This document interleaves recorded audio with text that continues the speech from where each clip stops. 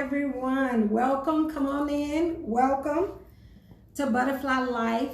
Can you hear me now? 2020 Domestic Violence Campaign.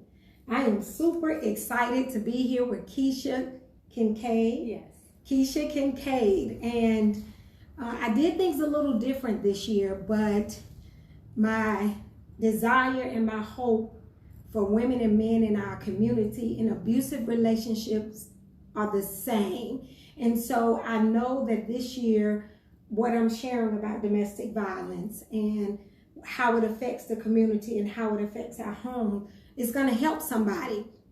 And most of the time, Keisha, during this time of the year is when I get the most phone calls. Okay. When women come out and share.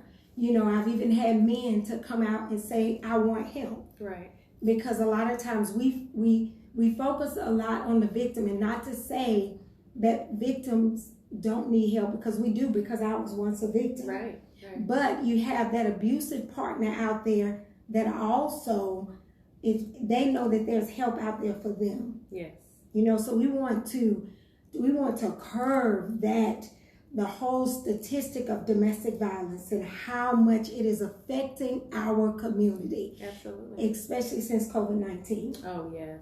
Yeah. Yes, it's just really put a microscope on things, because you have people that were able to escape and get away from each other, but now they're stuck in the house with that person all day. Stress levels are high. You know, the job situation may be causing some issues.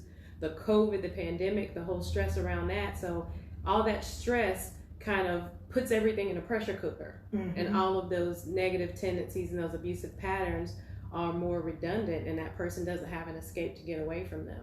Wow. Yeah. And so it's happening in homes right next door, your neighbor. Absolutely. And it's been happening for a long time, but now it's heightened. Absolutely. Because the triggers are there. You're in the house, and the anger, and I don't have a job. Just think of the families where you had the husband or the wife, they were working, they were able to provide, and they're not able to provide for their families. Yeah, that stress, that additional stress. That additional stress on the household. And I just want to share a little bit of the statistics of domestic violence in our community. Please share the video. I guarantee you there is somebody out there that needs to know that we care. There is somebody that needs to know that they can get out. There's somebody that needs to know that there is a way out. National Coalition Against Domestic Violence said between 2003 and 2008, 142 women were murdered in their workplace by abusers. On an average, nearly 20 people per minute, 20 people per minute are physically abused by an inmate partner in the U.S. This equates to more than 10 million women. Yeah, that's crazy. Nearly 20 people per minute. Oh. On a typical day, there are more than 20,000 phone calls placed to domestic violence hotlines nationwide. And we don't want to know more. We don't want to hear more. We don't want to see how we can help. Because it's not in my family, it's not in my household. Why should I be educated on domestic violence? Right. Right. Because you'll never know who will come to you and say, I don't know what to do. Right. You don't know what the signs are. And if you can learn what some of the signs are, if you can learn what it is that you can do, even as a neighbor, to help out. Right. Right. It is said that the presence of a gun in a domestic violence situation increases the risk of homicide by 500%. Absolutely. But we'll talk about that a little later. Yep. 72%, now this kind of tag teams with what I just shared, of all murder-suicides involve an inmate partner. 94% of the victims of those murder-suicides are female. Yeah. And so even though a gun heightens the amount of deaths, look how many deaths are taking place. Yeah. Is there something that we can do to protect ourselves? Last week we had self-defense. And I truly feel it's necessary. It's necessary to know, Keisha, what you can do. Absolutely. Absolutely. It's very important. And I would be remiss to go without saying, at the very very least of what you should do. The first thing you should do is get out of the situation. You know, obviously for a lot of people it's easier said than done. You know, sitting here, having been in an abusive relationship, you've been in an abusive relationship. Once you come out of it, you look at all the things that you tolerated and some of the signs that were so blatant in your face, and you knew, and at that moment you still didn't get out of it. So again, it's easier said than done, but I would prefer for any woman that's in a domestic violence situation to get out of it sooner rather than later, because you don't want to. We're going to talk about some ways that you can protect yourself and some things that you can have to do that, but we don't want you to stay around and then get yourself into a situation to where now you're looking at, you know, charges being pressed against you, or having to take somebody's life to save your own life. So we don't want it to get to that point. So the easiest solution is to get out of it and get out of it now. Get out of it now. When you, like you said, like you said, when you see the first signs. For me, I saw signs early on, and I was just like, really? I saw signs, and then because I fought back, I didn't feel like I was in an abusive relationship. Right. If you hit me, I hit you back, but neither one of us. That's not what God made our hands for. That's right. So we never should have used our hands for violence. Never. Your hands or anything, you know, anything that constitutes, you know, you're throwing something at somebody, or you're, you know, not necessarily hitting them, but you're being abusive in your language, or being abusive in the emotional strains that you're putting on someone. So there's so many other types of abuse other than physical violence. So, you know, all abuse is bad. So even what we're sharing today is not about you getting back. It's about staying safe. Absolutely. Learning some safe tactics that they can do. So that starts with my first question for you. Yes, Miss absolutely. Keisha. So why did you pick gun safety? Tell us a little bit about that. So one of the reasons I got into firearms and handgun safety was I was initially doing the non-lethal products. I was, you know, getting in front of women, talking about personal protection products, such as stun guns and pepper sprays, the non-lethal things. And a lot of women would come to me and say, yeah, I like what you have, but I really want to learn how to shoot. I'm really interested in getting a handgun, or, you know, shooting firearms. And at the time, you know, I'm from the South, so, you know, we used to see guns when we were little. We just shoot soda cans off fences and things like that. So I didn't have an aversion to guns, but I never thought about carrying one on my person for protection. And I thought about it, and I was in a situation where I had to stop on the side of the road. I was helping my sister. She had an issue with her car, and we went to a truck stop. And, you know, we're there. We have the hood of her trunk up, and of course, when that's like a common signal when you see somebody with their hood up there, they need help. So at this truck stop, two big old burly guys get out of their trucks, and they start heading over to us.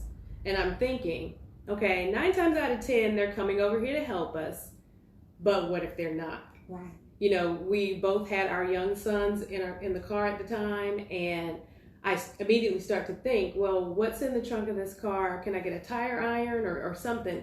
What would I grab to be able to beat one of them off if they, you know, meant ill intent towards us?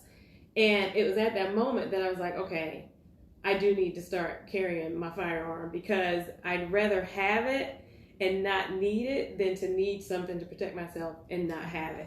So, you know, even at that time, even a stun gun would have helped me. I didn't have anything. So we would have just had to figure something out. So at that point, I said, okay, well, I really need to get to the point where I'm comfortable carrying. And in order to do so, I'm not just going to go out and buy a gun, you know, and start carrying it in my car.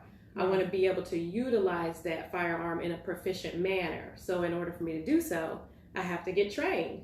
Right. So I started going down the path, and I was married at the time. My husband at the time, he was, you know, into firearms. He's ex-military, so we used to take our friends to the gun range and show them how to shoot, teach them what we knew, and then we found out, hey, you know, we can really get certified to do this and do it the right way and the legal way and the proper way. So we went through the process to, you know, get our certifications, and during that process, I was so glad that he was there with me, because I was the double minority. Okay, I was the only female. I was the only other. Well, besides him, we were the only two African Americans in that class, and it was very intimidating because I felt like, oh, I'm going to ask a dummy girl question, And most of those guys in there, they had been shooting for years and years, or they were ex-military, and they were using a lot of nomenclature that I wasn't familiar with. And, I'd be in the class, and because he was there, I was able to whisper to him and ask him what I thought my silly question would be, like, what did he mean when he said that? And what is that? And, what's he talking about? So through that process, he helped me along and helped me understand it. But I can imagine that as a female going through that by myself, I would not have asked a lot of the questions that I had. I would have had to figure it out on my own. And going through just those experiences, or my first time going to the range by myself as a female, the mansplaining that happens. And a lot of times it's not intentional.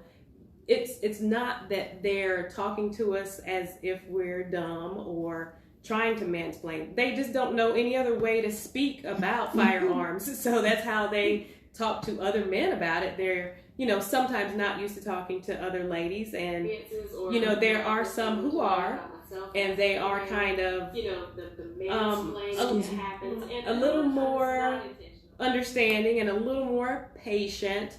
But I have found that since I have become a certified instructor, that a lot of ladies will kind of flock to me because they know that I have relatable experiences. I've experienced the same nervousness, the same intimidation, the same day-to-day situations in the life of a woman that they have. And I can kind of explain the ins and outs of what you should do with a firearm in those situations easier than potentially a man could. Okay. So you said early on that there are a lot of women that would come to you and say, I want a firearm class. So there are women that have that desire and just don't know what steps to take. Absolutely. And so what would you say is the first step in taking, just to even, a lot of women don't even want to pick up a firearm. They don't want to touch it. They don't want to be around it. Right. So what would you say? And you have some men. Oh, yeah. That don't want to be around a firearm. They don't want to touch it. Let's be honest. Yeah. And so, especially since you said in our community, there was only 2 African Americans in my entire class. Yeah. And so, there are a lot of us that do carry guns, but there are a lot of us that don't know anything about self-defense, weapons, guns. And so, what would be the first step if I decided I wanted to protect myself? So the first step you would want to take is to get with an instructor and take some one-on-one, very basic, yes, like me, and take some very basic one-on-one classes, because what you want to do is get familiar, number one, with the nomenclature, because if you just hop out there and go to a gun range, you might get one of those instructors or one of those linemen on the range who are going to say things that you might not understand. Do some research. The internet is such a wonderful thing when it does what it's supposed to do. There's so much information out there. There's so many websites where you can scroll through and say, hey, what's out there for a beginner? They show you the nomenclature, the words that you may hear at the range, what a bullet is, understanding different ammunition, the caliber of a firearm, things like that. So get familiar with that. If you're nervous to go to the gun range by yourself, like I said, get with an instructor, get some one-on-one training. You want to become very familiar with the parts of a gun, what recoil is, again, as I mentioned, what ammunition, what caliber, and understanding all of those things. And I know, in our community, firearms were taboo for a very long time. So I feel like any fear that you have is dissolved by the education and training that you put behind it. Okay. So the education and training is very important. And first step, go to the internet. Learn. Just get some basic understanding. Okay, so do you start with a gun? Do you start with a stun gun? Well, can you... go ahead. No, go ahead. Can you say, you know what, I want to go directly to a firearm? I mean, is it... You can. Do you normally have women that are uncomfortable or men that are uncomfortable in... Yeah, definitely. I have had men and women who are uncomfortable with firearms. They might have had a bad experience. I've had a couple of people come to class and they're like, I didn't want to do anything with firearms, but I know in these crazy times that we're in now, it's something that I need. Maybe they've had somebody in their family or friend do something with suicide, or somebody that was, shot on the street, something. So, people have their different reasons for being afraid of guns. Like I said before, it's been a taboo in our community for so long, and guns are bad. Don't touch them. Don't do this. But it's a stigma that has been associated with firearms. And I say, guns are neither good nor bad by themselves. It depends on the person who's behind that firearm, okay? So I think that it depends on the person's comfort level. What are you comfortable with? We talk about fight or flight. And in those situations, you have to understand yourself and what is it your tendency to do. In a stressful, hectic situation, are you the one that's gonna get up and run to the corner or try to get yourself to safety, or are you the one that's gonna stick it out and try to fight your way through? So you have to understand that about yourself first and foremost. Right. If you are in the mindset to where I want to have a firearm in my home to protect myself, but I really don't want to kill somebody, then you probably shouldn't have a firearm. So could you get rid of that? Could you get rid of that stigma? I really don't want to kill somebody, because I think a lot of people say that cliche. Yeah. They think that's what they would do, but I feel like if they would educate themselves, absolutely, then a lot of that will go away. And I can say that about one of my friend girls. She's always said that. I don't want a gun, but she's actually taking your class. She said, well, maybe I should look into getting a gun, and she's taking her first step is to take your class. Yeah. So let me say this to my friends in Louisiana, and maybe we can get Keisha to do a virtual class for us, because she lives in North Carolina. I don't know if I'm gonna have to bring her to Louisiana, but she lives in North Carolina, and so I'm sure she do all kind of classes if you are interested. So one of the last questions I want to ask before we get into the little toys that you bought. One of the stigmas in domestic violence is if there is a gun in the home, it's a bad thing. I'm just going to say that as a whole. It's a bad thing. Death is the easiest way. What are some safety tactics if there is a gun in the home? What are some safety tactics for that woman if she decides to get a gun? And then just how can we help in those areas? Because some women desire to have a gun. Some of them don't. Right. Some of them already have a gun and still carry that fear. So what would you say to that whole stigma around domestic violence and guns being in the home?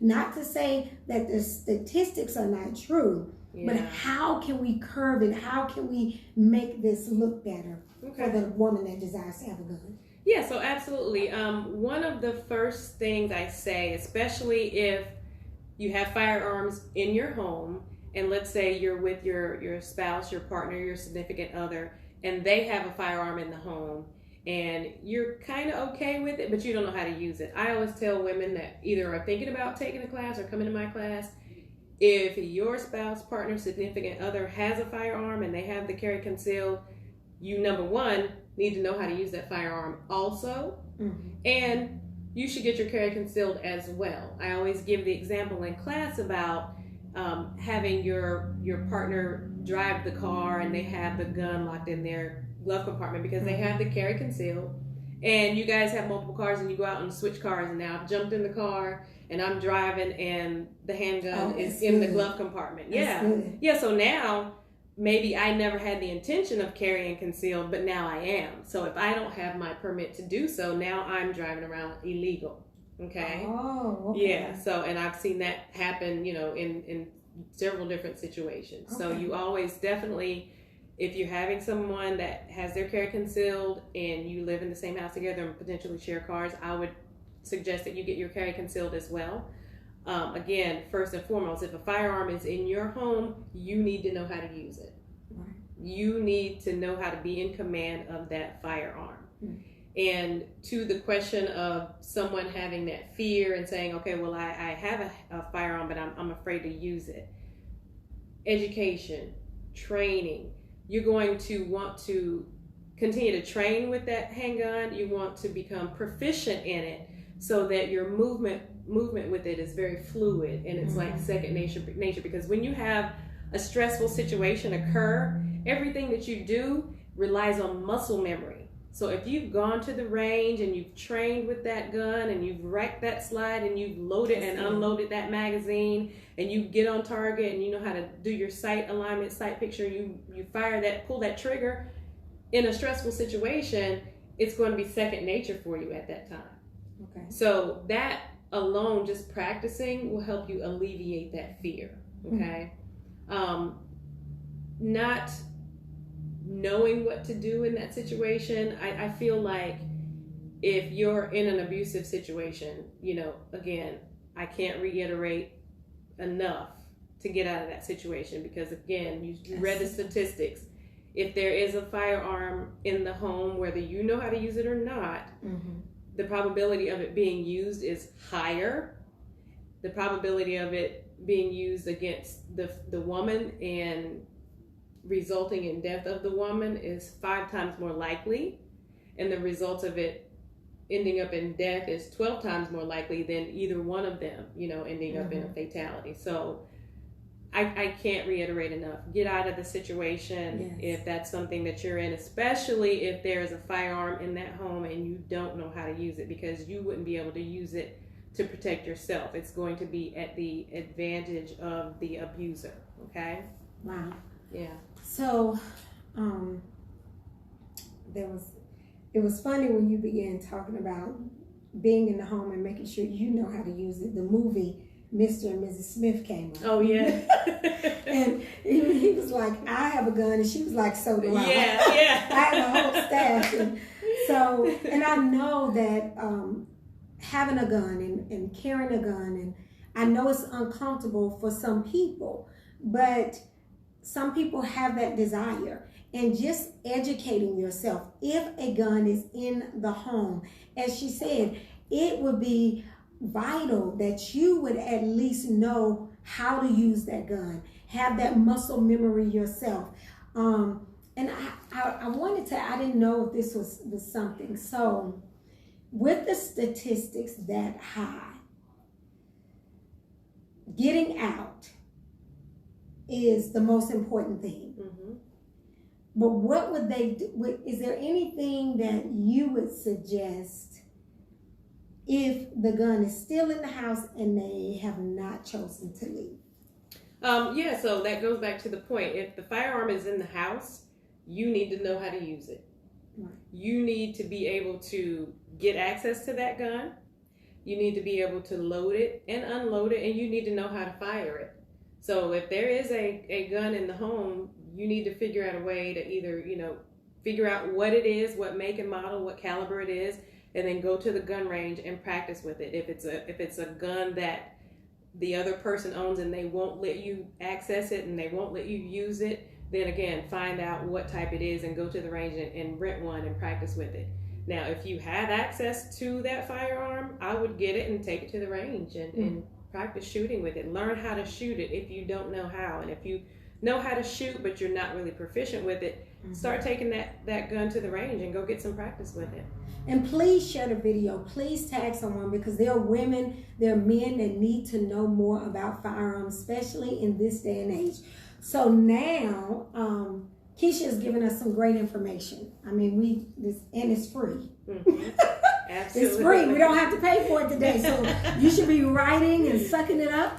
And so Keisha has bought some toys that she's going to share with us on today, and I'm super excited. Yes. I have purchased one of the items, and since purchasing one of the items, I do have my own personal gun. I'm still learning about that. Good. But yeah, so I turn it over to you. All right. So first, were you going to say something? No, just wanted to make sure I have the camera okay. Exactly where you want it. I'm going to turn towards her a little more. All right. Hi, guys. Okay, so first and foremost, I know I talked about a couple of things on the non-lethal spectrum of personal protection. So it's important that you do have something to be able to protect yourself. And again, I want you to get something that's within your comfort level. So whether that's a pepper spray, a stun gun, a firearm of your choosing, just make sure you have something to be able to protect yourself, because everybody's comfort levels are different. So what may be comfortable for you may not be comfortable for the next person. Okay, so I don't have a problem carrying all three, obviously. But for the easiest way of being able to protect yourself, we're going to start off with the pepper spray. So the pepper spray is something that's small and compact. You can carry it in your pocket. You can carry it in your purse. This particular one has a little hook for your keychain. You can carry it on your keychain. And even if you drop this down in your purse, it has a little safety latch. So it's not going to accidentally spray as you're down reaching into your purse to get your cell phone or your lipstick. You actually have to flip this around and then point it at your intended target and then press it. That can get an attacker away from you quickly, because if you spray this into the area of the attacker or the attacker's face, they're going to be too busy trying to gain their ability to breathe, their ability to see. They're not going to be able to overpower this. It's a natural effect, a natural reaction. Your body's going to have a natural reaction to it that they're not going to be able to fight off. So if they're too busy trying to catch their breath and figure out how they're going to breathe, then guess what? They're not going to be able to attack you any longer. And that will create a situation to where you can get yourself to safety and get away from them. So I have a question from somebody. I just saw this. So now you're talking about pepper spray. And she said, what if you're an ex-felon, but you've never committed a violent crime? Can you carry pepper spray? You can carry pepper spray, yes, but you would not be able to get a firearm. Gotcha. Yeah, but you can carry pepper spray. Okay. And you'll tell us what other items you have that they can. Oh, okay. Yeah. Gotcha. Yep. So the pepper spray, these are fairly inexpensive, so that's a good start. Okay. The next thing I have are stun guns. Okay. So I have a couple of different ones, and I'll show you all the. Yeah, this is the big daddy. So stun guns, okay? So all of the stun guns that I offer come with a safety chain. So you put that on your wrist, and it pops into the bottom of the stun gun. So if you notice right now, when I press the power button, nothing's happening, okay? But as soon as I pop this in there, it comes on. So it's initially a flashlight, so it's very unassuming. So if I get out of my car and I have this in the console of my car, I get out of my car, I'm maybe in a parking deck and it's dark, it's daylight saving times now, so it gets dark earlier. So it's a little darker. I just, walk around, have this in my hand. It's just a flashlight. It's very unassuming. And then I hear something, maybe some creepy sound in the corner there. I don't even have to, the thing about stun guns, people are always like, oh, well, I have to get really close to the person to touch them. Yeah, you do, but this is a good deterrent.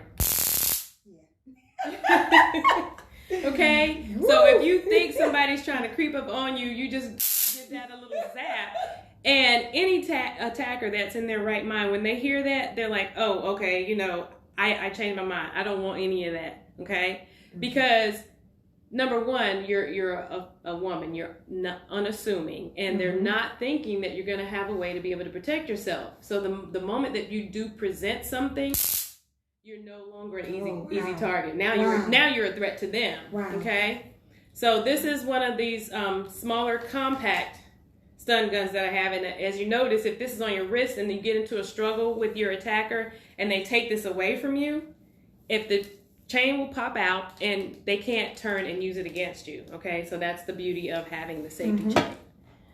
This is another stun gun that we have, and this one actually looks even more so like a flashlight. Okay, so again, you put the safety chain in, halfway up, it's a flashlight, and then this one actually gives you a red light indicator to let you know that it's hot. That means it's ready.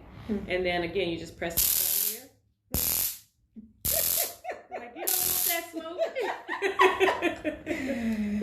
Okay, so So we have this one. These are actually my two personal that I carry with me. Okay. I carry them in the console of my car, and I typically have them with me at all time because I'm a person, I like to layer my protection. So again, if you get into firearms and you take some training, you take some classes about the laws, you will understand that there are places where you cannot take a firearm. So maybe there's a place where you can't take a firearm, but instead you can take your stun gun or your pepper spray. Okay. This is a huge one. Yeah, it's a stun gun. It's not anything else. We were talking about toys, you know. So this is our larger model of a stun gun. Wow. It's the same thing. It has the safety pin. So right now I'm engaging the trigger and nothing's happening. Mm. It won't work until I put the. Let me turn. This one, it doesn't shoot out anything. But again, I pop the safety pin in. I have the power button on the back here. I push that up, and now it's just a flashlight. But then I slide it all the way up, and okay. So that sound is again, it's a deterrent in itself. This one actually has stunning strips on the side. So if you were using it on your attacker and he reaches up and tries to grab it and take it from you, if you're zapping it, they're going to get a shock from that on the strips on the side as well. So this one is a little larger. Some ladies would carry it in their purse and let the handle stick out because it looks like an umbrella. I like to keep this one by my front door. So, you know, if somebody, well, this is pre-COVID because now they come and ring your doorbell and they stay like 6 feet back. But prior to that, you know, especially if I wasn't expecting anybody, I'd go to the door, pizza guy, delivery. I'm like, yes, you know, I'll do my payments like this. Just, you know, holding this just to make sure. You know?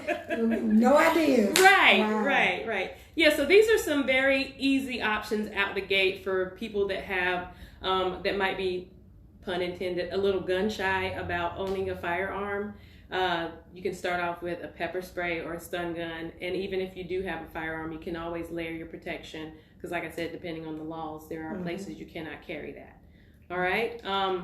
So did you want to see if there's any other questions? Let me see if anyone else has any questions. Was there anyone else that had a question about, so the stun gun, if you have a prior, if you've been convicted or never been committed of a violent crime, but you're an ex-felon, are you able to carry a stun gun?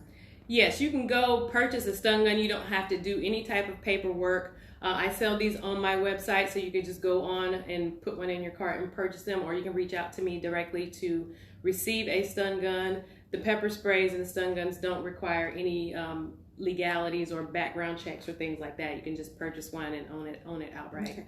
So Wanda, you see that you can have a stun gun, and it looks like I see, yeah, I think Wanda was the only one. Is there anyone else that I see? Danielle says she's taking your class next Wednesday. Yes, Wednesday. That's what, okay. So, the ladies basic pistol 101 on Wednesday, yes. Okay.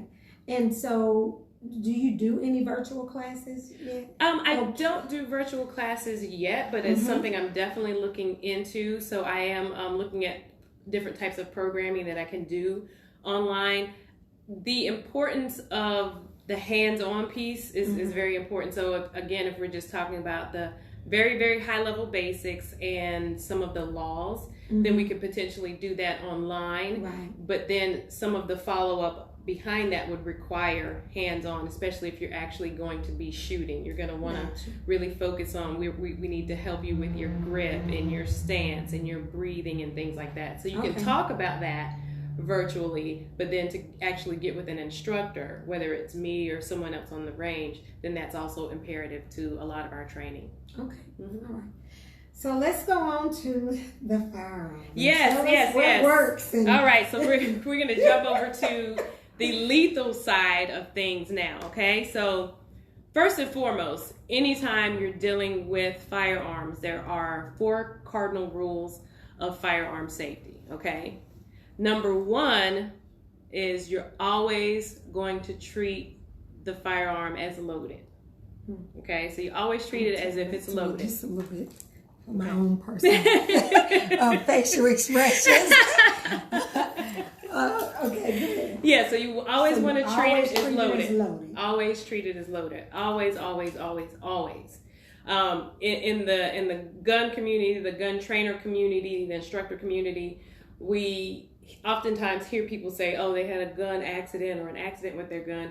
We don't believe in accidents. We believe in firearm negligence. Okay, because if you're always operating within the 4 safety rules, then you're not going to do anything that would cause you to have a negligent discharge, okay? So again, number 1, you always treat that gun as if it's loaded. Number 2, you never point it at anything that you're not willing to destroy. So you always need to keep that firearm pointed in a safe direction. Number 3, keep your finger off the trigger, okay? Because guess what a gun won't do if your finger's not on the trigger? It won't shoot, right? Okay, and then another thing is to always know your target and what's beyond. Okay? Bullets, ammunition, depending on the type that you have, don't hit your intended target and then fall to the ground. Or hit your intended target and stop. Different types of bullets can hit your intended target and continue to travel on and potentially hit a non-intended target. So it's important that you know your target and what's beyond. Okay? And what's beyond. Yes. Okay. Okay. So again, to reiterate, always treat a gun as loaded. Never point it at anything you're not willing to destroy, so keep it pointed in a safe direction. Keep your finger off the trigger. And know your target and what's beyond it. Okay? Another important thing is that if you're engaging in any firearm practices, you always want to have your safety equipment. Your safety equipment are your eyes and ears. So you'll hear that terminology. People are like, "Do you have your eyes and ears?" And laymen are like, yeah, I have my eyes and my ears. I always have my eyes and my ears because your eyes and your ears are on your body. But what they are referring to is eye protection. Okay. So these little simple plastic glasses, you can get these on Amazon. A lot of the gun ranges sell these as well because you'll have the fragments of the bullets, the bullet casings that are spit out from the gun. If you go to the gun range, you'll see the casings laying all on the floor. They are no respecter of person. When they fly out of that gun, they will go in any direction that they choose. And if it's in your direction, you could potentially get hit in the eye. That's why they require you to wear eye protection. And of course, that sound, that controlled explosion of that bullet coming out of the gun, that sound is bad for your ears. So they always want you to have ear protection as well. Okay? So get you some earmuffs. They sell these at the range, just the basic earmuffs. These are actually electronic ears. So these will mute the sound of high decibel volumes of the firearm shooting, but it will amplify the sound of someone speaking. And as an instructor, I know we love these because when you have your muffs on and we're trying to give you instructions on the range, we're not having to yell to the top of our lungs and go hoarse by the end of the day because you have the spongies in your ear and you have your earmuffs on, and I'm like, okay, so engage your weapon, and like, what? And I'm like, engage your weapon. Okay. Oh, cute. Okay, yeah, so if you're really serious about your firearm game and you're going to be doing this on a regular basis, which anybody that's going to shoot, I definitely encourage you to frequent the range and become strong and proficient in your craft.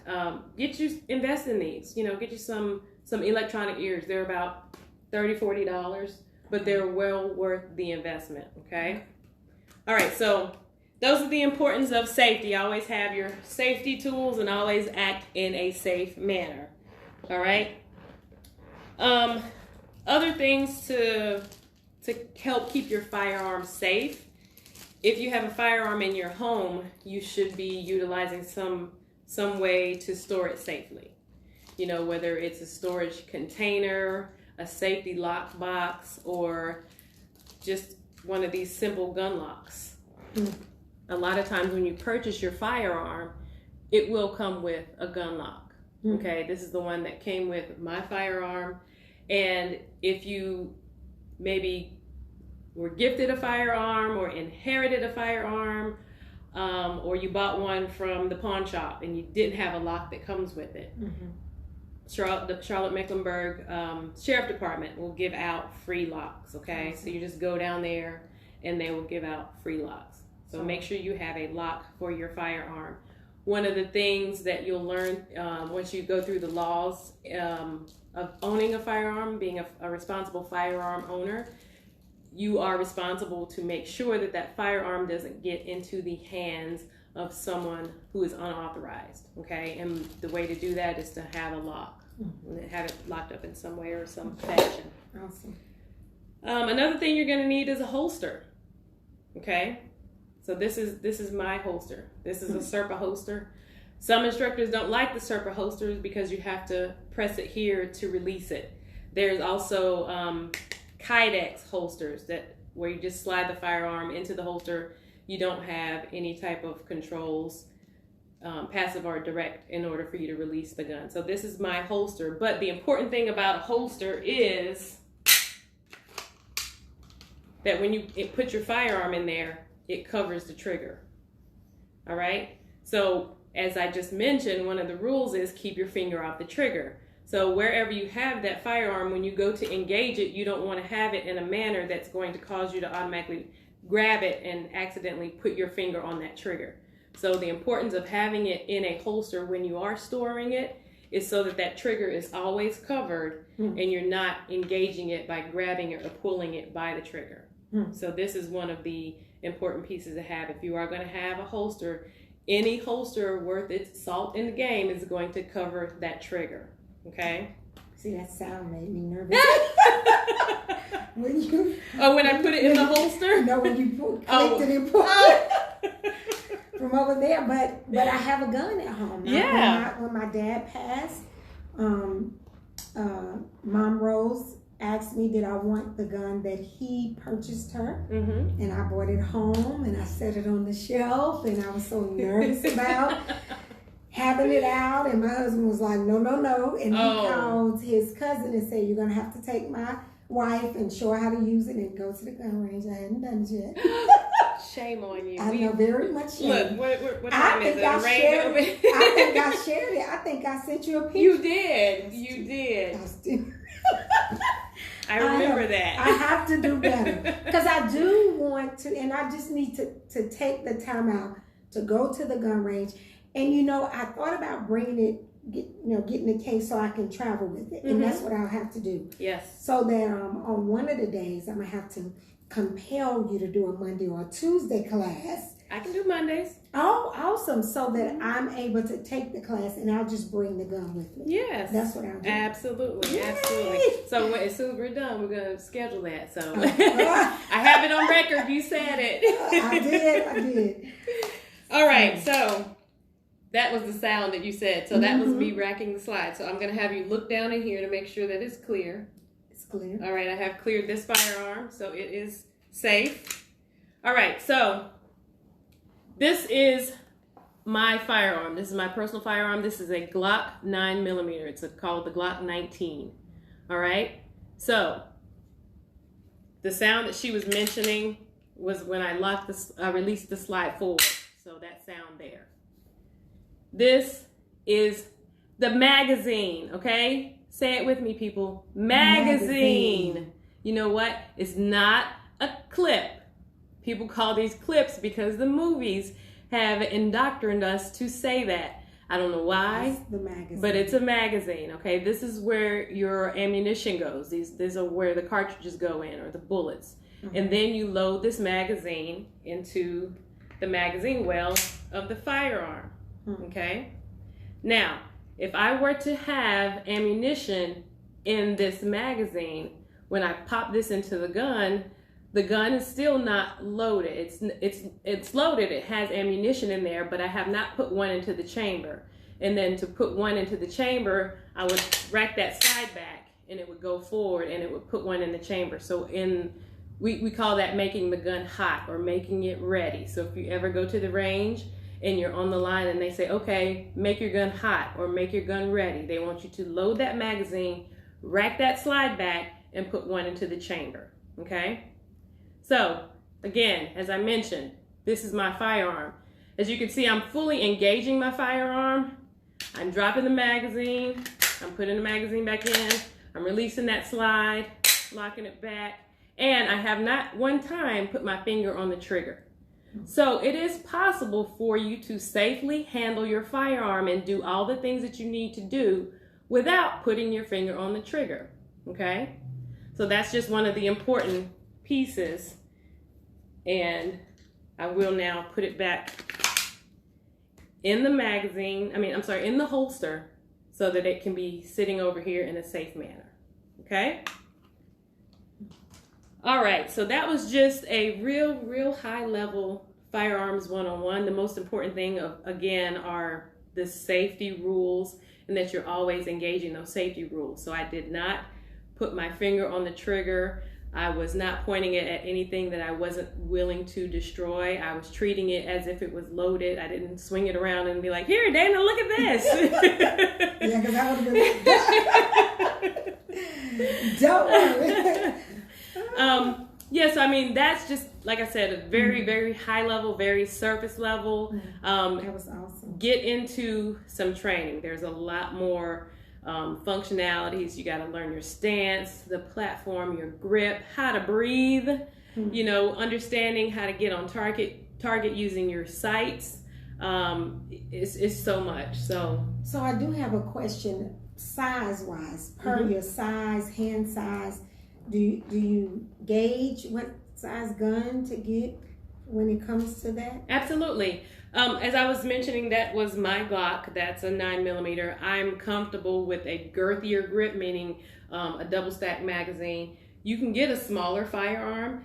That's why it's important that what we preach is before you purchase a firearm, we suggest you go to the gun range, practice with different models, practice with different calibers, because you have to understand what that firearm is, what it can do, and how comfortable you are with it. Because if you get something, let's say I might be more comfortable shooting a single stack 380, but somebody went out and bought me a 45 cal, and I go shoot that, and I can't handle the recoil, or what they call in the street the kickback, that inertia, that energy transferring when that firearm shoots that bullet, absorbs it into the gun, and then it goes into my hand, that kickback. If it's too much for me, now I have this firearm that somebody purchased for me. It's brand new. It's a beautiful gun, but I'm not comfortable shooting it. Guess what? Guess where it's going to be? Sitting in that drawer, in that box, or wherever it is. Because I'm not going to be comfortable consistently taking it to the range and shooting it because, every time I shoot it, it hurts, or I don't like it, or it's too big. So you got to find a gun that you're comfortable with. You got to find something that pretty much you fall in love with. Right. And, do that before you buy, because it's a serious commitment. It's a huge purchase, It can go anywhere upwards of $500 or more. You can find some within the $300 price range, but, with everything crazy going on right now, bullets, firearms, everything's at a premium. So you're going to be pretty much paying through the nose for things right now. So you definitely want to, if you make that purchase, get something that you love and that you're comfortable with. Because when I went to Thailand, which was my first time going to the gun range, when I first shot the gun, I was like, woo, and I just bust out laughing because I was like, that's so much power. Yeah. And then after that, I kept doing it and I felt okay. But then I was with a cousin of mine and he had me shoot a shotgun. I said, no, that's too much power. I immediately gave it back. I was like, no, I'm good. I don't need more. He was like, come on, shoot it a couple. No. Well, I would tell you, for me, shooting a shotgun is very empowering. I love a shotgun, especially, like, I'm not going to throw it in the trunk and be walking around like, this is what I carry around for my personal protection in the car. No, it's great for home defense, because pretty much a shotgun is you hit your target one time, that's pretty much all you're going to have to fire that thing, because it's going to put a hole in somebody about that big, okay? And that's what I thought about. I was like, there's so much power. And I want to say this in a prayerful manner. God, the hands that hold the guns, the ammunition, the firearms, the power behind it, Lord, keep us safe. Yeah. Even when we have a desire to have a gun, even when, God, if He releases us, because everything in our life is His will. Absolutely. Everything that happens is, and so me even having a gun was not necessarily something, it was a desire I had, but I don't think I would have ever went out to purchase it. Mm-hmm. But then I was blessed with the gun. Mm-hmm. Now I have the gun. So Mm-hmm. now I need to, so now I need to familiarize myself, familiarize my muscles, learn how to breathe, learn my stance with the gun. Yeah. And so your situation is the exact perfect example I gave, because you were gifted a gun, and so you've never shot it. No. Okay, so that's to say, where you now have this gun, you don't even know if you like it or not. Right. You don't even know if you like, oh yeah, this fits in my hand perfectly. It doesn't have too much recoil. I can handle it. Because what if you go out there and you hate it? Yeah, my friends were laughing. It's a little gun, Dana. You need a knife. Oh, and okay. I think he said I need a Glock something. Okay. Or one of. I have a couple. I'll let you look at. You let me look. My husband will be like, no.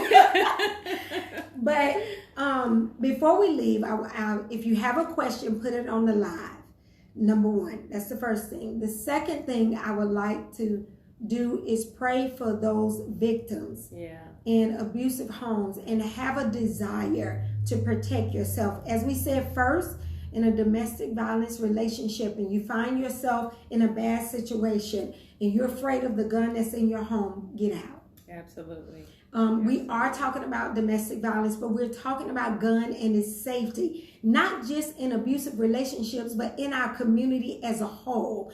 And Keisha is freely bringing us this class, something, so I'm thankful, Keisha, that you share so much knowledge on today that's free. Mm-hmm. And we don't want to take the time out. Now, if it was something wrong, a lot of people are like, oh, I want to run, I want to find out more. Mm-hmm. Why not find out more about the safety things that you showed us, the stun guns, even the thing that you shared, just the sound will make somebody run. Absolutely. So we always feel like if I get a stun gun, I'll have to use it. Do I necessarily have to use it, or will the sound cause fear in them? Mm-hmm. And if they don't realize that's what you have, you're right, it immediately takes you back. Right.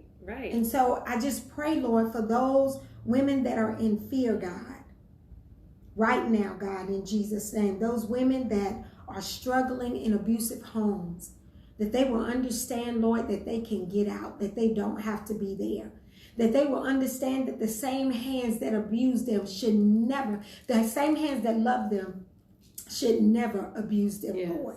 Yes. Never. Our hands were made for love. God made our hands for love, and God loves you so much. And He wants you to turn that mirror around and love yourself just as much as He loves you. Turn that mirror around and fall in love with you and get out. You don't have to stay in that relationship. God has so much more in store for your life. And you may feel like, I can help this person. And Lord, that's not true. You can't, that person, that abusive partner, God, we even pray for the abusive partner. Yes. They need help, Father God. And we pray, God, for avenues and doors to open up where the abusive partner can get help. We pray, Father God, for those victims that are stuck in their homes because of COVID and the triggers that are out there. Let us be a community that's aware of the domestic violence in our community, of what's going on around us, and let us not turn a deaf ear to domestic violence in this season. Yes. Father, we thank you for this time. I thank you, Keisha, for selflessly giving yourself to us on today. Mm-hmm. For everything that you shared. I don't take it for granted. Yes. I don't take it for granted. Yes, and I mean, my whole platform is to empower women. Go out there and empower them with education, training. So even if one person heard this message today and they were touched and they know what next steps to take, then my job is done. Yeah. That's awesome. And so if you are in that relationship, if you're in an abusive relationship, please get out. Please share the video. Talk to other people about domestic violence. Sit down, get a group of women and watch the video. Talk about gun safety. Keisha's going to give how you can get the stun guns, if you want to show those again and give your website. Yeah, so the pepper sprays, the stun guns, So for purchasing any of these products, you can go to defendingmine.com. That's DEFENDINGMINE, defendingmine.com. That's also the same name if you want to go to my Facebook page. Also for firearms training, one-on-one sessions for my upcoming one-on-one ladies basic pistol classes and my carry conceal classes, you can go to armedandempowered.com. That's ARMEDEMPOWERED.com. Armedandempowered.com. It's also the same name on Facebook. So if you go to my Facebook page, Armed and Empowered, you'll see all of the available classes coming up. Again, I have the Ladies Basic Pistol 101 coming up this Wednesday, October 14th. I believe there is one seat left for that. I have additional seats available the following Wednesday on October 21st. And then on November 14th, I will be doing a carry concealed handgun class. That is going to be a co-ed class. And then on December 12th, I will be doing another carry concealed handgun class. So that's the 8-hour class. And at the end of that class, you would get your certificate and be able to go and apply for your carry concealed handgun permit. So we do have a question. Danielle Prophet said, what's a good suggestion of quality earmuffs and safety glasses, and where do we get them? Okay, the safety glasses, you can find those on Amazon. The quality with those, they're just the little really cheap plastic coverings. Literally, you just need something to cover your eyes. So I've went and shot with my sunglasses on before just because I had something to cover my eyes and we were shooting outdoors. If you wear glasses, you don't need to buy safety glasses. They will allow you to just wear your glasses. You just need to have something over your eyes. So something on Amazon, you can get a pack of 12 for like $10 because they're like 99 cents a piece or something like that. You can also find the electronic ears on Amazon. If you go to Amazon.com and type in electronic ears, they will come up with all different kinds of calibers. Different types of brands and models. This one is called Impact Sport. I don't know if that'll come, it won't get clear. And where did you say you can find that one at? I got these off of Amazon. Okay. Yeah, so Amazon.com.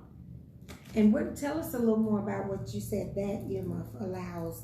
Is it just as good for the shooter to have it as well as the instructor? Oh, yeah. The shooter is definitely the person that needs to have it because then the instructor won't have to yell so loud. But everybody on the range, because everybody's going to have some type of ear protection on. Because, again, people around you are going to be shooting. It's going to be very loud in that gun range. And if you haven't been on an indoor gun range in your first time, it's kind of intimidating because you're trying to talk and those first couple of shots are going off around you.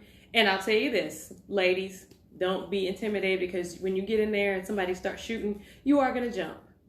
You're going to jump for the first 5 minutes. And then you'll get used to the sound. Because you're like, oh, what? I had one lady doing her one-on-one session. Mm-hmm. First time at the range, we're indoors. They put us upstairs and a guy was shooting a rifle. And I'm talking to her and that shot goes off. She's like, what was that?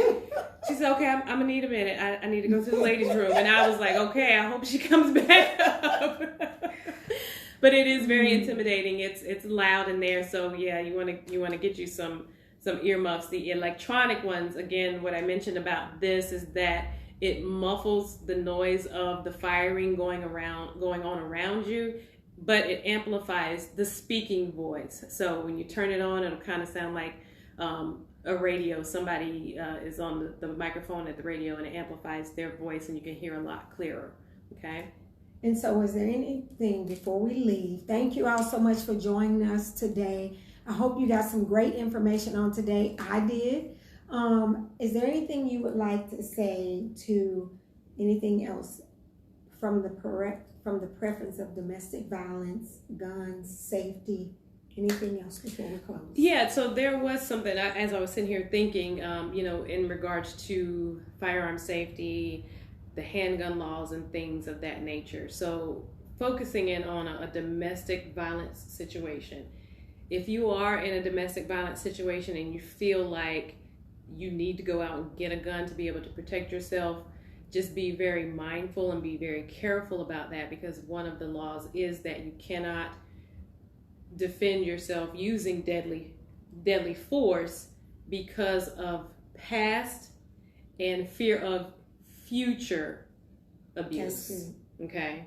Mm-hmm. So if you are in an abusive situation and you have been abused, and for whatever the reason is you cannot leave or you choose not to leave, but then you go out and you get a firearm and that person has a history of abusing you, and they come downstairs and now they're yelling at you, and you're thinking, okay, well, he's getting ready to put his hands on me. Let me go ahead and shoot him now because I know it's about to happen. You can't shoot them for that reason. That's illegal. And that's why a lot of the times when ladies get into situations to where they were in the abusive relationship, they go out and buy a gun, and then they end up having to use it for self-defense and kill the person. Sometimes that can be ruled as premeditated. Wow. Okay, because of how the situation unfolded. Again, I'm not a police officer. I'm not law enforcement. I'm not an attorney. I just play one on Facebook Live. No, I'm just kidding.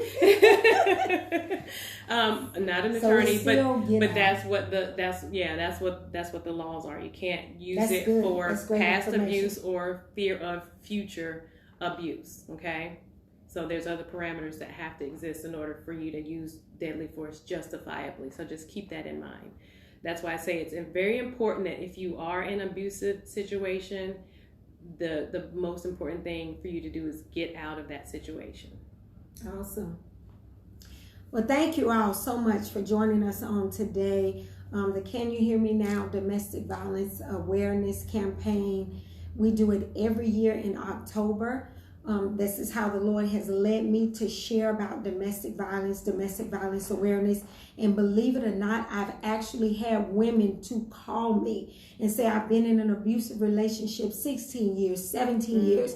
Every Sunday during the month of, every Sunday in the month of October, I'll bring someone a story of domestic violence. Next week, we're going to have a young lady named Jennifer, and her Jennifer Smith, and what she experienced in an abusive home, how she got out, and the things that kept her out.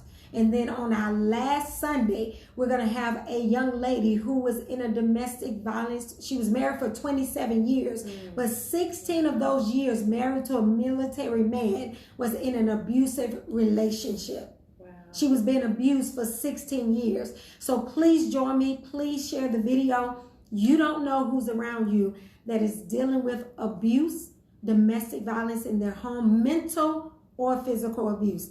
Thank you all so much. I appreciate you, and you have a blessed day. Bye-bye.